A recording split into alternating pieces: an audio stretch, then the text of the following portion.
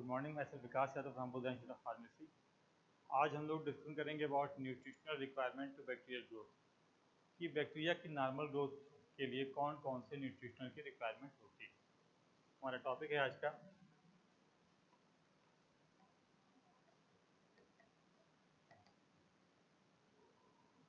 Nutritional requirements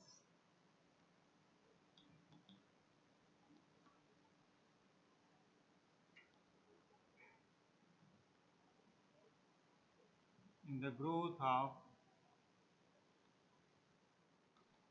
bacteria.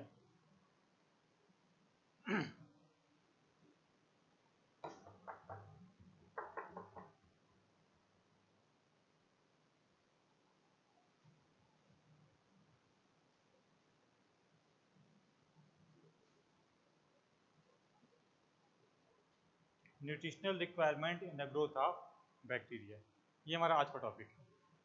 हम ये देखेंगे कि बैक्टीरिया की नॉर्मल ग्रोथ होने के लिए कौन कौन से न्यूट्रिशनल की रिक्वायरमेंट होती है। तो जाहिर सी बात है, जैसे हम लोगों को ग्रोथ कराने के लिए न्यूट्रिशन चाहिए, वैसे बैक्टीरिया को भी ग्रोथ कराने के लिए कुछ ना कुछ न्यूट्रिशन चाहिए होता है। तो हमारा फोकस होगा कि कौन कौन से न्यूट्रिशन की रिक्वायरमेंट होती है। तो nutritional requirement in the growth of bacteria.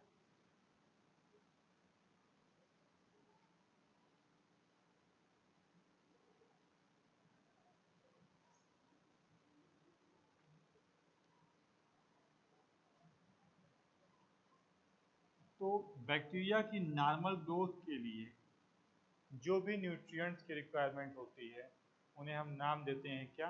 Essential nutrients. क्या नाम देते हैं?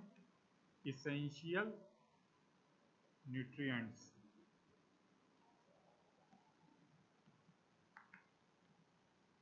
ये इसेंशियल न्यूट्रिएंट्स क्या चीज़ है? इसेंशियल न्यूट्रिएंट्स ऐसे न्यूट्रिएंट्स को कहा जाता है जो कि बैक्टीरिया की नॉर्मल ग्रोथ के लिए जरूरी होते हैं। इसको, ये जो इसेंशियल न्यूट्रिएंट्स है, इनको डिवाइड किया गया है 3 कैटेगरी में। एक को कहा जाता है मैक्रोन्यूट्रिएंट्स, एक को कहा जाता है माइक्रोन्यूट्रिएंट्स, एक को कहा जाता है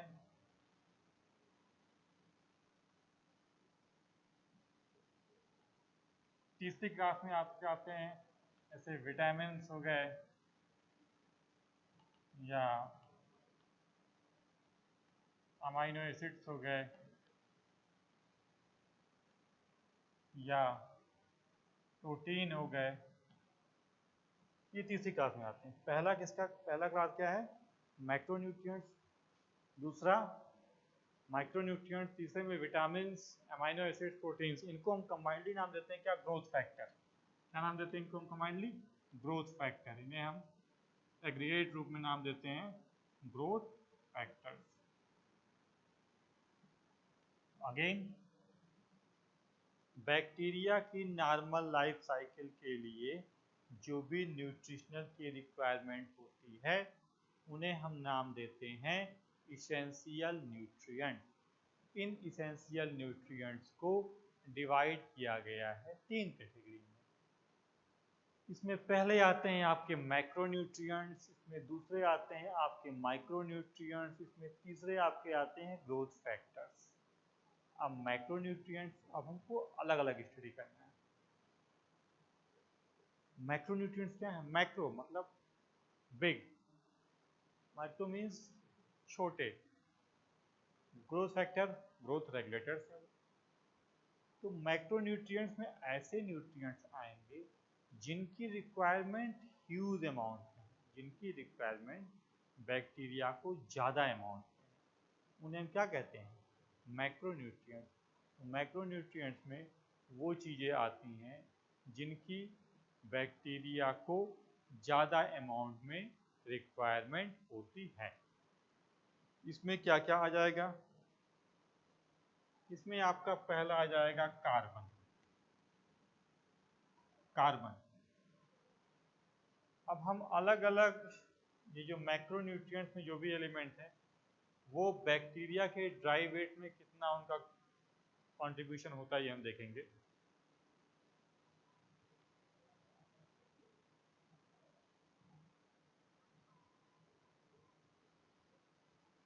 तो कार्बन का जो कंट्रीब्यूशन होता है बैक्टीरिया की ड्राई वेट में वो कितना है 50%।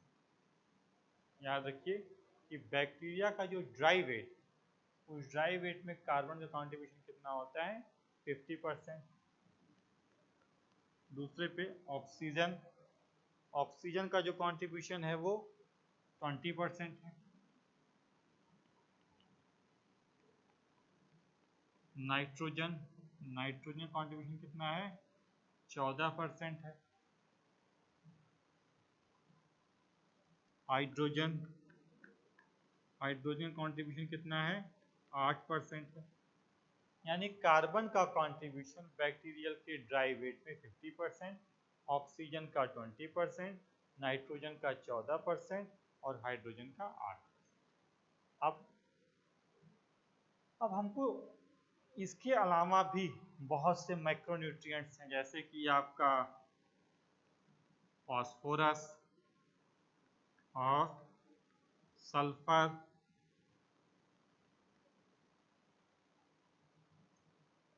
Potassium, calcium, iron. यानी कि बैक्टीरिया के जो इसेंशियल न्यूट्रिएंट्स हैं उन इसेंशियल न्यूट्रिएंट्स में जो मैक्रोन्यूट्रिएंट्स हैं उन मैक्रोन्यूट्रिएंट्स में क्या क्या आपके आ जाएंगे, कार्बन जो कि बैक्टीरिया के ड्राई वेट का कितना होता है 50%, ऑक्सीजन जो कि बैक्टीरिया के ड्राई वेट का कितना होता है 20%, नाइट्रोजन जो कि बैक्टीरिया के ड्राई वेट का कितना होता है 14%, हाइड्रोजन जो कि बैक्टीरिया के ड्राई वेट का कितना होता है 8%। इसके अलावा सल्फर, इसके अलावा फास्फोरस, इसके अलावा पोटेशियम, इसके अलावा कैल्शियम, इसके अलावा आयरन। ये सारे के सारे क्या हैं मैक्रोन्यूट्रिएंट्स। अब हमें ये देखना है कि इन मैक्रोन्यूट्रिएंट्स का रोल क्या क्या है और ये कैसे मिलेगा। तो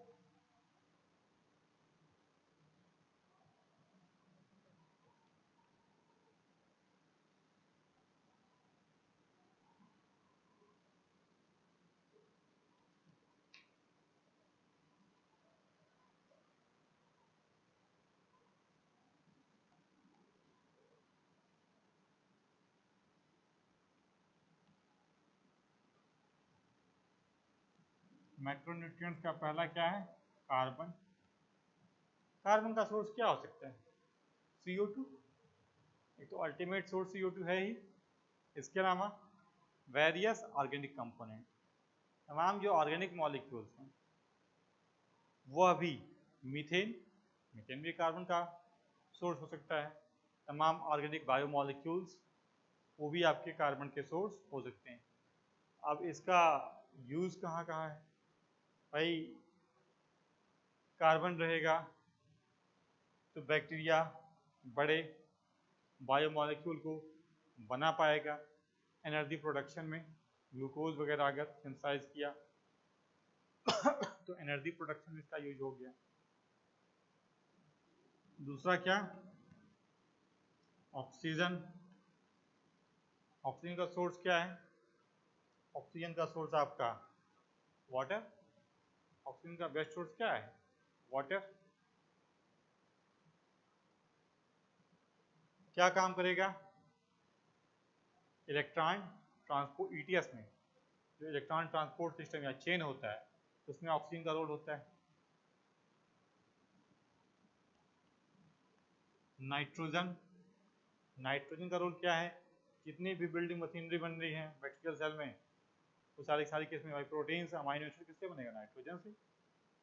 इसके अलावा पोटेशियम, पोटेशियम का काम क्या, पोटेशियम का काम हो जाएगा तमाम कोफैक्टर्स वेरियस कोफैक्टर्स में आयरन का इन्वॉल्वमेंट कहाँ पे? साइटोक्रोम एंजाइम में।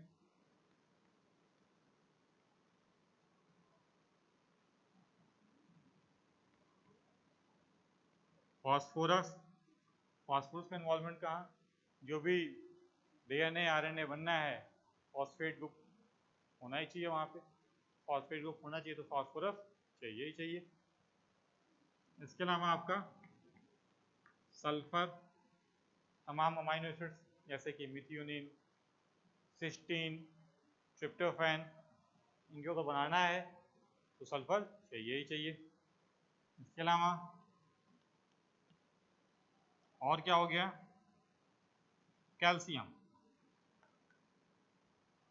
कैल्शियम का रोल भी तमाम कोफैक्टर्स और साथ ही साथ एंडोस्पोर, जो बैक्टीरिया का स्पोर्स बनता है एंडोस्पोर, उस एंडोस्पोर को बनाने में भी कैल्शियम का रोल होता है। तो यानी कि जो तमाम मैक्रोन्यूट्रिएंट्स हैं उन मैक्रोन्यूट्रिएंट्स में आपके क्या क्या आ जाएंगे? आपके carbon, oxygen, nitrogen, potassium, iron, phosphorus, sulphur, calcium etcetera. Carbon का सोर्स क्या है? CO2, वेरियस बायोमोलिक्यूल्स, ये सारे क्या है कार्बन के सोर्स। क्या यूज हो जाएगा? अगर कहीं ग्लूकोज बनता है तो एनर्जी प्रोडक्शन में। ऑक्सीजन क्या है? ETS, इलेक्ट्रॉन ट्रांसपोर्ट चेन में ऑक्सीजन का रोल होता है। किससे मिलेगा सोर्स? वाटर। नाइट्रोजन, जितनी भी अमाइनो एसिड बननी है वहाँ नाइट्रोजन चाहिए ही चाहिए। पोटेशियम का रोल कहाँ पे है? वेरियस कोफैक्टर्स में। आयरन का रोल कहाँ पे है? Various cofactors and cytochrome enzymes में। फॉस्फोरस का रोल कहाँ पे है? जितना भी आपका डीएनए आरएनए बनेगा वहाँ फॉस्फेट ग्रुप चाहिए, तो वहाँ फॉस्फोरस चाहिए ही चाहिए। सल्फर का रोल कहाँ? बैक्टीरिया जो भी आपका अमाइनो एसिड बनाएगा जैसे कि मिथियोनिन, ट्रिप्टोफैन, सिस्टीन, उनको बनाने में किसका रोल है? सल्फर का। इसके अलावा कैल्शियम का रोल कहाँ पे है? तमाम कोफैक्टर्स में कैल्शियम का रोल है। तो कोफैक्टर्स क्या चीज़ है? बेसिकली दो चीज़ें होती हैं, एक होता है कोएंजाइम्स और एक होता है कोफैक्टर्स। एक तरीके से कहीं भी जो एंजाइम है, एंजाइम के काम को मॉडुलेट करने के लिए, जो चीज़ें यूज की जाती हैं उन्हें हम कोफैक्टर्स नाम देते हैं। कोफैक्टर्स, कोई भी एंजाइम होगा उस एंजाइम के काम को मॉडुलेट करने के लिए जो चीज़ें रिक्वायरमेंट हैं, जो चीज़ें उससे जुड़ती हैं या जिनकी रिक्वायरमेंट है, दैट्स नोन एज कोफैक्टर्स। अब ये कोफैक्टर्स में अगर ऑर्गेनिक कंपोनेंट है तो उसे हम नाम क्या देते हैं? कोएंजाइम्स। अगर वो कोई ऑर्गेनिक कंपोनेंट है तो उसे हम नाम क्या देते हैं? कोएंजाइम्स। अगर वो कोई इनऑर्गेनिक मेटालिक कंपोनेंट है तो उसे हम नाम क्या देते हैं? Prosthetic group. क्या नाम देते हैं? Prosthetic group. यानी कि अगर एंजाइम को प्रॉपर फंक्शन करना है तो उस फंक्शन को मॉडुलेट करने के लिए कुछ और चीज़ें एंजाइम से जुड़ती हैं, उन्हें हम नाम क्या देते हैं? कोफैक्टर्स। इन कोफैक्टर्स में अगर ऑर्गेनिक कंपोनेंट है तो उन्हें हम क्या नाम देते हैं? कोएंजाइम्स। और इन कोफैक्टर्स में अगर इनऑर्गेनिक कंपोनेंट जैसे आपका मेटालिक ग्रुप लगे उन्हें हम क्या नाम देते हैं? Prosthetic groups. तो विटामिन वगैरह आपके किसमें आ जाएंगे? कोएंजाइम्स। और जो ट्रेसेस एलिमेंट है वो किसमें आ जाएंगे? आपके प्रोस्थेटिक ग्रुप्स। तो कैल्शियम का रोल कहाँ पे है? कैल्शियम का इन्वॉल्वमेंट है वेरियस कोफैक्टर्स को बनाने में। इसके अलावा तमाम एंडोस्पोर्स, जो बैक्टीरियल सेल है, बैक्टीरियल सेल स्पोर को फॉर्म करती है, तो एंडोस्पोर के फॉर्मेशन में भी कैल्शियम का अपना एक जेन्युइन रोल होता है। इसके अलावा तो ये तो हो गए हमारे मैक्रोन्यूट्रिएंट्स के बारे में। अब हम आगे बढ़ेंगे, दूसरी चीज़ें क्या? माइक्रोन्यूट्रिएंट।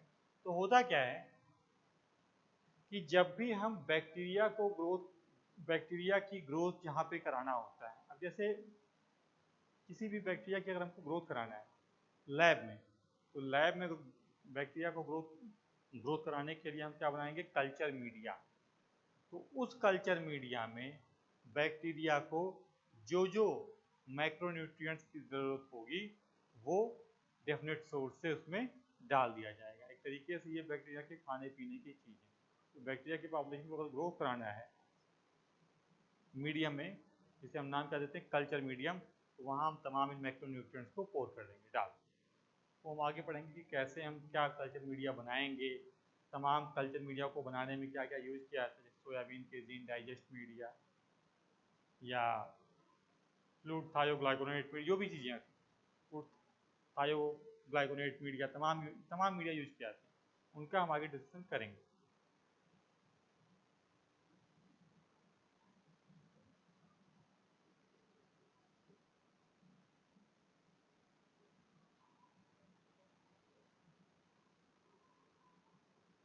तो ये तो हो गया मैक्रोन्यूट्रिएंट्स के बारे में।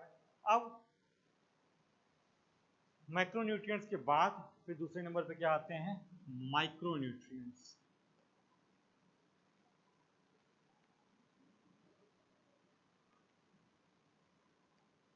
या इनको हम नाम क्या देते हैं, ट्रेस एलिमेंट। क्या नाम देते हैं, ट्रेस एलिमेंट।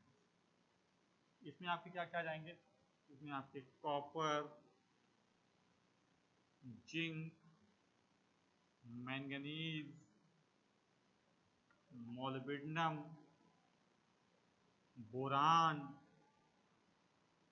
और साथ ही साथ ये चीज़ें आप मोलिब्डेनम होता है। इसमें जैसे आपके ट्रेस एलिमेंट आपका कॉपर हो गए, आपका जिंक हो गया, मैंगनीज हो गया, मोलिब्डेनम हो गया, बोरान हो गया, मैग्नीशियम हो गया,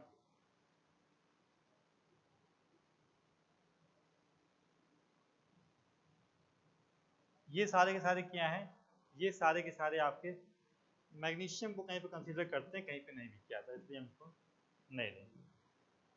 माइक्रोन्यूट्रिएंट्स में आपका trace elements just like copper, zinc, manganese, molybdenum, boron, ये ट्रेस एलिमेंट्स क्या हैं, ट्रेस एलिमेंट्स या माइक्रोन्यूट्रिएंट्स या उनको कहा जाता है ऐसे एलिमेंट्स जिनकी रिक्वायरमेंट बैक्टीरियल ग्रोथ के लिए बहुत कम क्वांटिटी में, ऐसे एलिमेंट्स जिनकी रिक्वायरमेंट बैक्टीरिया की ग्रोथ कराने के लिए बहुत कम क्वांटिटी में होता है, उन्हें बहुत बहुत बहुत कम क्वांटिटी में, उन्हें हम क्या नाम देते हैं, ट्रेस एलिमेंट या माइक्रो न्यूट्रिएंट्स। तो जनरली जब हम मीडिया बनाते हैं सेल कल्चर, तो वहाँ पे कोई ऐसा स्पेसिफिक वो इन जनरली हम कोई ऐसा ट्रेस एलिमेंट उसमें ऐसा पोर नहीं करते हैं, क्योंकि इनका अमाउंट बहुत ही लो क्वांटिटी में इनकी रिक्वायरमेंट होती है, इनको की ईजिली रिकॉग्नाइज कर पाना भी डिफिकल्ट टास्क है। लेकिन इन जनरल बैक्टीरिया की ग्रोथ होने के लिए इनकी रिक्वायरमेंट होती है।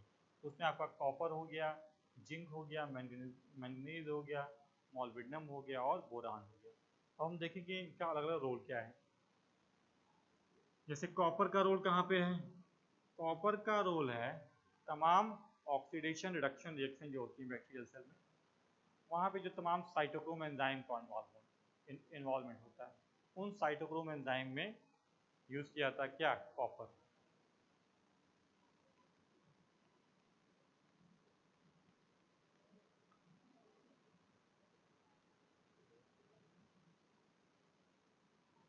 जिंक का रोल कहाँ पे होता है, तमाम जो डीएनए बाइंडिंग एंजाइम,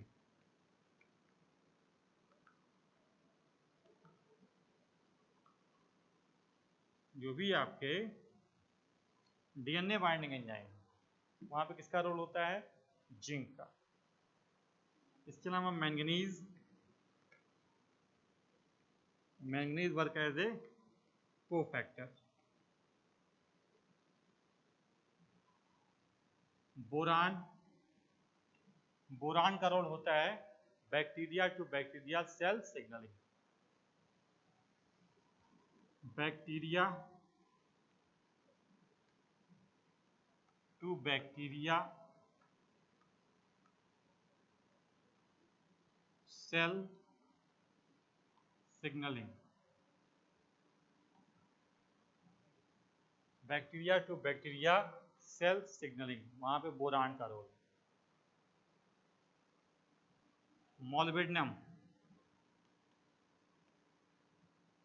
मॉलिब्डेनम का रोल होता है नाइट्रोजन फिक्सेशन प्रोसेस में। जो नाइट्रोजन को फिक्सेशन कराने का प्रोसेस होता है, नाइट्रिफिकेशन, नाइट्रोजन का फिक्सेशन नाइट्रिफिकेशन, और रिमूवल उसका डीनाइट्रिफिकेशन। तो नाइट्रोजन फिक्सेशन प्रोसेस जो है, उस नाइट्रोजन फिक्सेशन प्रोसेस में मॉलिब्डेनम का बहुत ही इंपॉर्टेंट रोल होता है।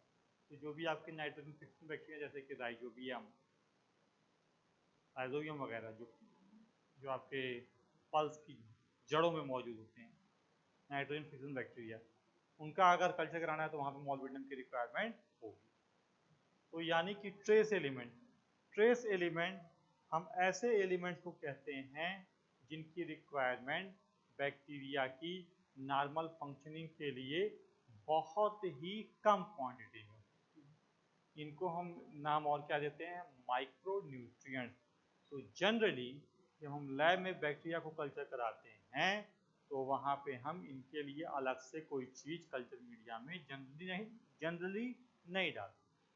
इसमें आपका कॉपर हो गया, जिंक हो गया, मैंगनीज हो गया, मॉलिब्डेनम हो गया, बोरान हो गया। बोरान का क्या है, bacteria to bacteria cell signalling में। कॉपर का रोल कहाँ, साइटोक्रोम एंजाइम में।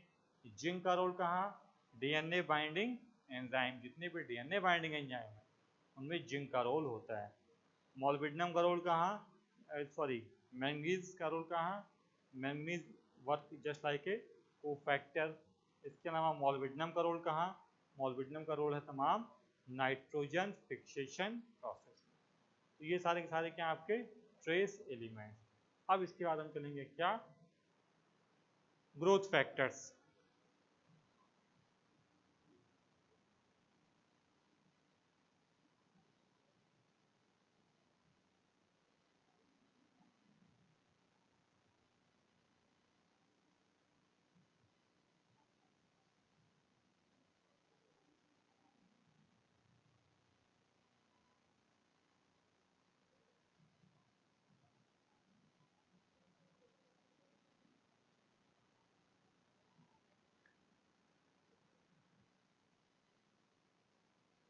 ग्रोथ फैक्टर्स में क्या है, ग्रोथ फैक्टर में आपके आते हैं विटामिन,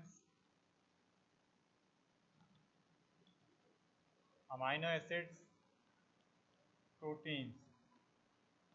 ये क्या चीज़ें हैं, ये जो ग्रोथ फैक्टर होते हैं, ग्रोथ फैक्टर का काम होता है बैक्टीरिया की नॉर्मल ग्रोथ को प्रमोट करना।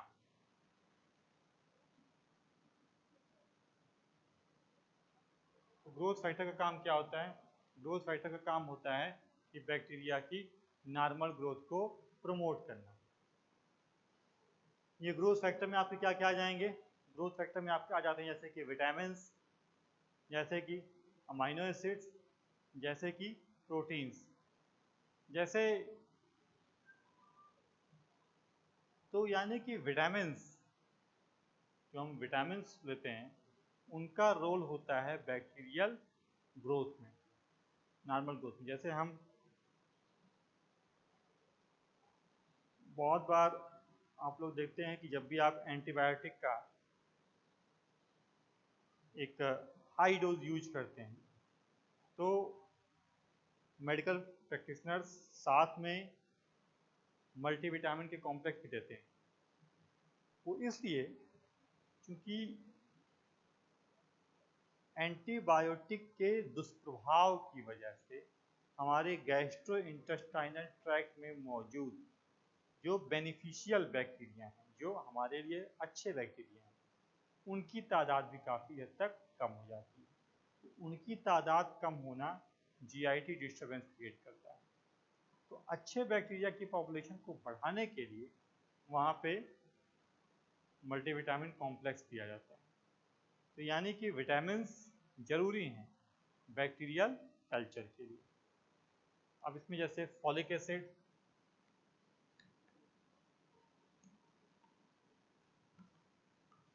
Niacin, pantothenic acid,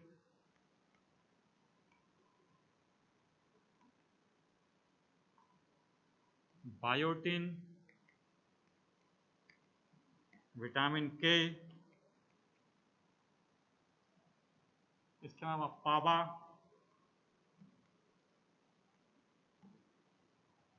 para amino benzoic acid, folic acid, इन सब का रोल होता है किसमें? इन सब का रोल होता है जो सेल का नॉर्मल डीएनए बनना है, तो सेल का नॉर्मल डीएनए बनना है उसको बनाने में पावा, फॉलिक एसिड इनका यूज होता है। तो जो सेल का नॉर्मल जेनेटिक स्ट्रक्चर है उस नॉर्मल जेनेटिक स्ट्रक्चर को बनाने में पावा और फॉलिक एसिड का यूज होता है। इसके अलावा तमाम और विटामिन हैं, ये सारे के सारे यूज किए जाते हैं बैक्टीरियल नॉर्मल ग्रोथ के लिए। इसके अलावा तमाम अमाइनो एसिड्स हैं, तमाम प्रोटीन्स यूज किए जाते हैं बैक्टीरिया के नॉर्मल ग्रोथ कराने के लिए। तो अगर ओवरऑल देखा जाए तो यानी कि बैक्टीरिया को जब हम ग्रोथ कराएंगे लैब में, तो ग्रोथ कराने के लिए हम क्या बनाएंगे? Culture media. उस कल्चर मीडिया में तमाम मैक्रोन्यूट्रिएंट्स डाले जाएंगे। उनके लिए क्या क्या सोर्स यूज किए जाएंगे वो हम आगे डिस्कशन करेंगे जब हम पढ़ाएंगे आपको कल्चर मीडिया प्रिपरेशन। तो वहाँ पे आएगा soybean, केजीन, digest media, fluid, आयोग्लाइकोनेट media. इसमें आएगा एरोबिक के लिए ऐसा मीडिया देंगे, एनारोबिक के लिए कैसा मीडिया देंगे, जो भी चीज़ें। तो आज का जो टॉपिक आपका रहा उसमें मैंने आपको क्या क्या बताया? उसमें मैंने आपको बताया कि बैक्टीरिया की नॉर्मल ग्रोथ कराने के लिए आपके मैक्रोन्यूट्रिएंट्स चाहिए होते हैं, माइक्रोन्यूट्रिएंट्स चाहिए होते हैं और ग्रोथ फैक्टर चाहिए होता है। माइक्रोन्यूट्रिएंट्स में आपका आता है तमाम carbon, hydrogen, nitrogen, phosphorus, sulphur, उसके तमाम सोर्सेज हैं। माइक्रोन्यूट्रिएंट्स में माइक्रोन्यूट्रिएंट या ट्रेस एलिमेंट में आपका कॉपर, मॉलिब्डेनम, जिंक, मैंगनीज, ये चीज़ें हैं। ग्रोथ फैक्टर्स में आपका विटामिन, अमाइनो एसिड, प्रोटीन्स, ये चीज़ें हैं। उसमें फॉलिक एसिड, पाबा, इनका यूज किया जाता है नॉर्मल जेनेटिक स्ट्रक्चर को बनाने में। Niacin, pantothenic acid, biotin, vitamin के, ये चीज़ें यूज की जाती हैं।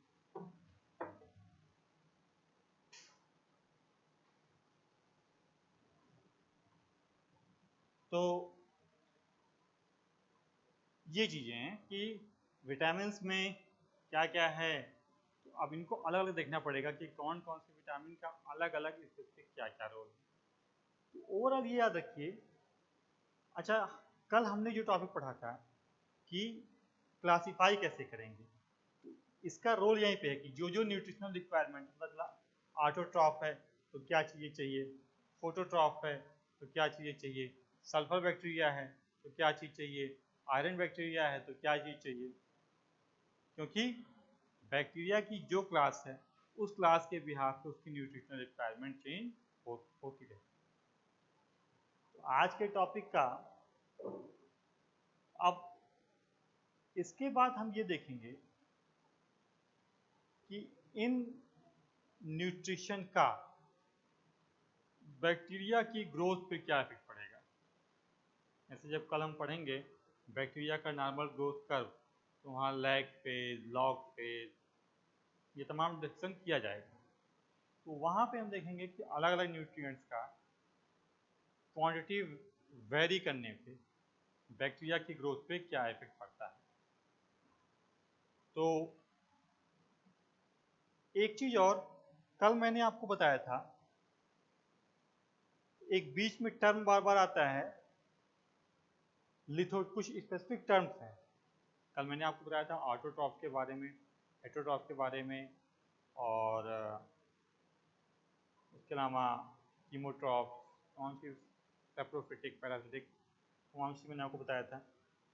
एक चीज़ और है, वो ये है कि कुछ स्पेसिफिक टर्म और आते हैं, जैसे कि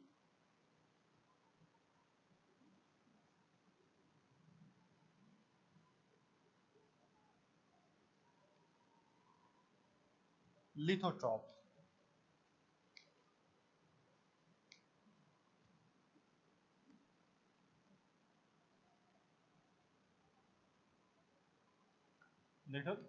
लिथोट्रॉप में क्या आते हैं? लिथोट्रॉप में आपके ऐसे बैक्टीरिया को रखा जाएगा जिनको कि एनर्जी रिक्वायरमेंट के लिए वो इनऑर्गेनिक कंपोनेंट का ऑक्सीडेशन करते हैं। मीन्स लिथोट्रॉप्स में ऐसे बैक्टीरिया आते हैं जो कि एनर्जी प्रोडक्शन के लिए ऑक्सीडेशन करते हैं, किसका? इनऑर्गेनिक मटेरियल का।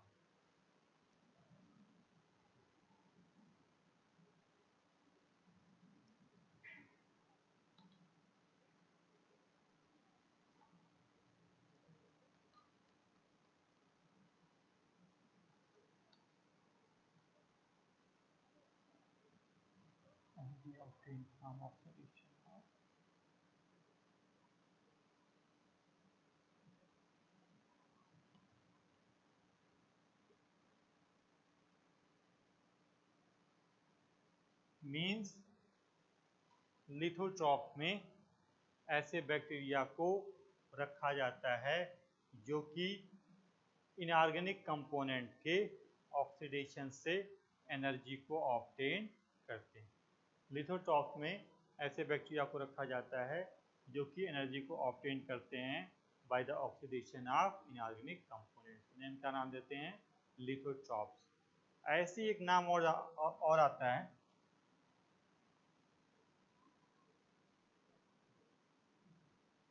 ऑक्सोट्रॉप्स।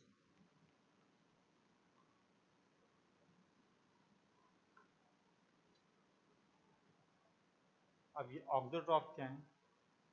ऑक्सोट्रॉप का मतलब ये कि मान लिया इस्चरिशिया कोलाई का कोई वाइल्ड स्ट्रेन, उस वाइल्ड स्ट्रेन को किसी न्यूट्रिएंट्स की रिक्वायरमेंट नहीं, मान लिया ट्रिप्टोफान, ट्रिप्टोफैन की रिक्वायरमेंट नहीं। इकोलाई एक बैक्टीरिया है, उस बैक्टीरिया का जो वाइल्ड स्ट्रेन है, उस वाइल्ड स्ट्रेन को ट्रिप्टोफैन की रिक्वायरमेंट नहीं। अब उस वाइल्ड स्ट्रेन में म्यूटेशन हो गया, म्यूटेशन के बाद एक कोई दूसरा म्यूटेट बना, उस म्यूटेट को ट्रिप्टोफैन की रिक्वायरमेंट हो गई, उस म्यूटेट को ट्रिप्टोफैन की रिक्वायरमेंट हो गई, तो उस म्यूटेट को हम क्या नाम देंगे? ऑक्सोट्रॉप। और से कैसे लिखेंगे? E coli trip, E coli trip. इसका क्या मतलब हुआ? ये ई कोलाई का एक ऐसा म्यूटेंट है जिसको कि ट्रिप्टोफैन की रिक्वायरमेंट है, इसलिए इसे हमने क्या नाम दिया? ऑक्सोट्रॉप, जबकि इसके वाइल्ड वैरायटी को उसकी रिक्वायरमेंट नहीं थी। यानी ऑक्सोट्रॉप कहने का मतलब ये हुआ, ऑक्सोट्रॉप में ऐसे बैक्टीरियल स्ट्रेन को रखा जाता है जो कि किसी वाइल्ड स्ट्रेन में म्यूटेशन की वजह से कुछ इस तरीके से पैदा हुए कि उनमें उन न्यूट्रिएंट्स की रिक्वायरमेंट पैदा हो गई, ज़रूरत उनको उन न्यूट्रिएंट्स की महसूस हुई जो कि उनके पेरेंट्स को ज़रूरत नहीं थी, तो उन्हें हम क्या नाम देंगे? ऑक्सोट्रॉप। तो ये दो टर्म और, जैसे कल मैंने आपको बताया था ऑटोट्रॉप, हेट्रोट्रॉप, फिर ऑटोट्रॉप में फोटो ऑटोट्रॉप, कीमो ऑटोट्रॉप, फिर मैंने आपको बताया था हेट्रोट्रॉप में सैप्रोफाइट्स, पैरासाइट्स। तो एडिशनल पॉइंट दो और ऐड कर लीजिएगा, दो एडिशनल पॉइंट में क्या? लिथोट्रॉप्स और ऑक्सोट्रॉप्स। लिथोट्रॉप्स में क्या कि ऐसे बैक्टीरिया जो कि एनर्जी ऑब्टेन करते हैं from the oxidation of inorganic component, उन्हें हम नाम क्या देते हैं? लिथोट्रॉप। ऑक्सोट्रॉप में बैक्टीरियल की वो स्ट्रेन को रखा जाता है जिनमें कि किसी न्यूट्रिएंट्स की रिक्वायरमेंट पैदा हो गई, जबकि उनकी रिक्वायरमेंट पहले उनके पेरेंट स्ट्रेन में नहीं थी। जैसे इकोलाई ट्रिप, इकोलाई के वाइल्ड स्ट्रेन में ट्रिप्टोफैन की रिक्वायरमेंट नहीं थी, लेकिन जो म्यूटेट स्ट्रेन आया उसमें ट्रिप्टोफैन की रिक्वायरमेंट पैदा हो गई। उस म्यूटेंट स्ट्रेन को हम क्या नाम देंगे? ऑक्टोट्रॉप्स। तो ये आज आपका अब तक का जो टॉपिक है, उस अब तक के टॉपिक में कल और आज को मिलाकर, कल हमारा था कि बैक्टीरिया को कितने क्लास में डिवाइड किया गया है, किस बिहाफ पे? न्यूट्रिशनल रिक्वायरमेंट के बेसिस पे, वो मैंने कल आपको बताया। अब आज हमने आपको ये बताया कि बैक्टीरिया की नॉर्मल ग्रोथ होने के लिए बैक्टीरिया को कौन कौन से न्यूट्रिशन की रिक्वायरमेंट पड़ती है। तो एक बार हम बहुत जल्दी से आज के पूरे टॉपिक को रिकॉल कर लेंगे quickly. First of all, nutritional requirement to bacteria. तो बैक्टीरिया की नॉर्मल ग्रोथ कराने के लिए जिनकी रिक्वायरमेंट होती है उन्हें हम नाम क्या देते हैं? Essential nutrients. उन इसेंशियल न्यूट्रिएंट्स को डिवाइड किया गया है 3 कैटेगरी में: macronutrients, micronutrients and growth factors. Macronutrients में ऐसे न्यूट्रिएंट्स जिनकी रिक्वायरमेंट बड़ी बिग अमाउंट में है। माइक्रोन्यूट्रिएंट्स में ऐसे न्यूट्रिएंट्स जिनकी रिक्वायरमेंट स्मॉल क्वांटिटी में है। और ग्रोथ फैक्टर्स में आपके क्या आ जाएंगे? तमाम विटामिन्स, तमाम अमाइनो एसिड्स, तमाम प्रोटीन्स, ये आपके क्या आ जाएंगे? तमाम ग्रोथ फैक्टर्स में। मैक्रोन्यूट्रिएंट्स में कार्बन हो गया, हाइड्रोजन हो गया, नाइट्रोजन हो गया, फास्फोरस हो गया, ऑक्सीजन हो गया, सल्फर हो गया, पोटेशियम हो गया, ये चीज़ें हैं। माइक्रोन्यूट्रिएंट्स या ट्रेस एलिमेंट्स, माइक्रोन्यूट्रिएंट्स और ट्रेस एलिमेंट उन्हें कहा जाता है जिनकी रिक्वायरमेंट बहुत कम क्वांटिटी में है, जैसे कि आपका कॉपर, जैसे कि आपका मैंगनीज, जैसे कि आपका मॉलिब्डेनम, जिंक, बोरान। इसमें मैंने आपको बताया कि बोरान का रोल होता है bacterial to bacterial cell signalling में। कॉपर का रोल कहाँ होता है? साइटोक्रोम में। इसके अलावा मॉलिब्डेनम का रोल कहाँ है?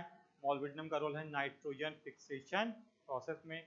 जिंक का रोल कहाँ है? जिंक का रोल है डीएनए बाइंडिंग प्रोटीन को बनाने। जिंक का रोल है डीएनए बाइंडिंग प्रोटीन जो है उनमें किसका रिक्वायरमेंट है? जिंक का रिक्वायरमेंट है। फिर आपके आ जाते हैं तमाम ग्रोथ फैक्टर्स। ग्रोथ फैक्टर्स में आपके आ जाते हैं जैसे तमाम विटामिन हो गए, तमाम अमाइनो एसिड्स हो गए, तमाम प्रोटीन्स हो गए, जैसे सिस्टीन, ट्रिप्टोफैन, थियोनिन, मिथियोनिन, इनकी रिक्वायरमेंट होती है। या तमाम ऐसे अमाइनो एसिड्स हैं जिनकी बैक्टीरिया को रिक्वायरमेंट होती है।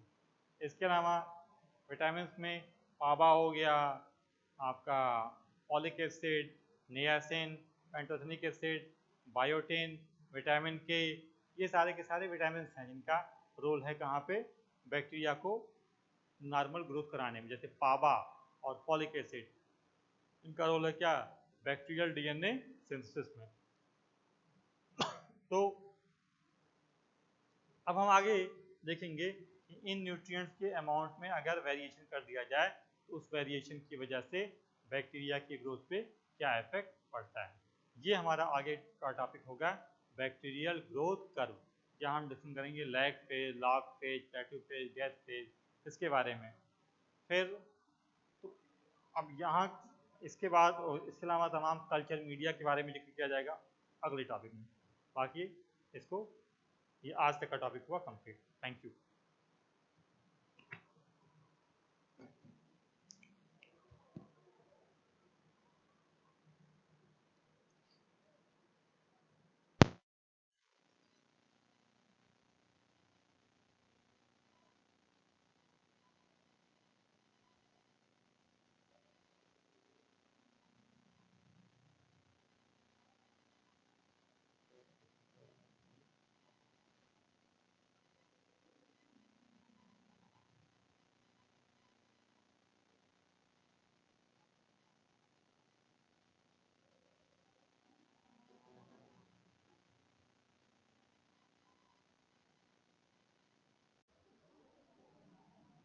अब हम लोग देखेंगे growth curve of bacteria.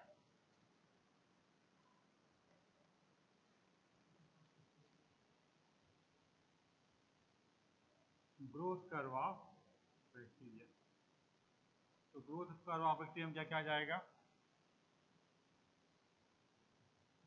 Time,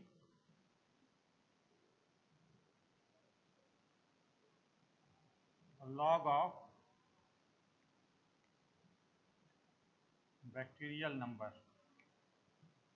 bacteria की जो पॉपुलेशन है उसका लॉग लेंगे वाई एक्सिस पे, और एक्स एक्सिस पे हम क्या लेंगे? टाइम। तो हम ये देखते हैं कि जो हमारा ग्रोथ कर्व आता है वो कुछ इस तरीके से आता है।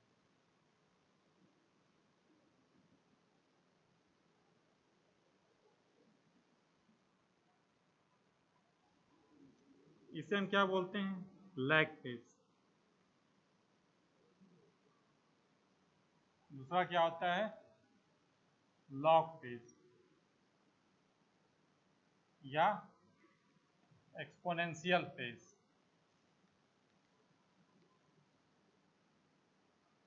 फिर आपका क्या आता है? Stationary phase.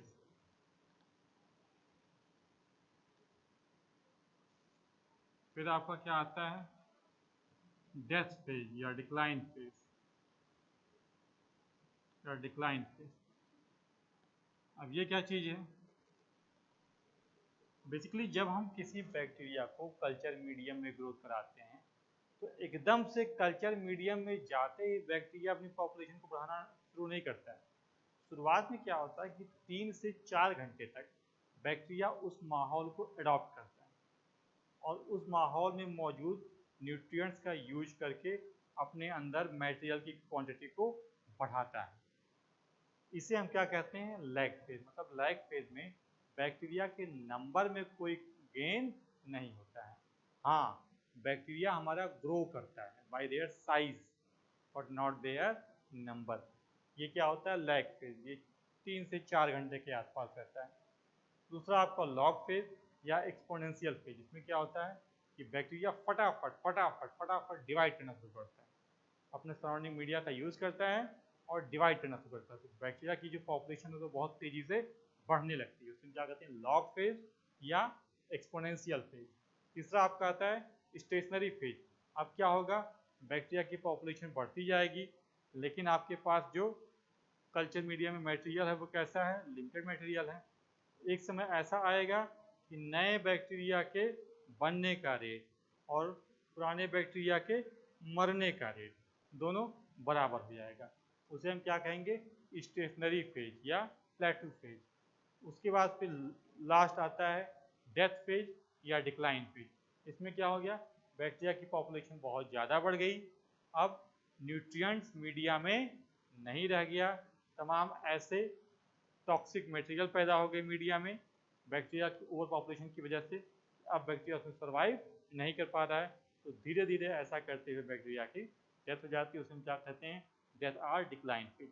अब इस ग्रोथ कर्व के बारे में हम डिस्कशन करेंगे डिटेल में अगले लेक्चर में, और हम ये देखेंगे कि न्यूट्रिएंट्स की अवेलेबिलिटी का इस ग्रोथ कर्व पे क्या इफेक्ट पड़ता है।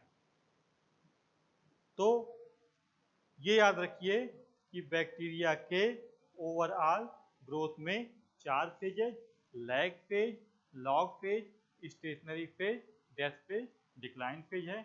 हमेशा याद रखिए कि जो ग्राफ प्लॉट किया गया है ये बैक्टीरिया के नंबर का लॉग लिया गया है और यहाँ पे क्या है? टाइम। लैग, लॉग या एक्सपोनेंशियल, स्टेशनरी और डेथ आर डिक्लाइन फेज।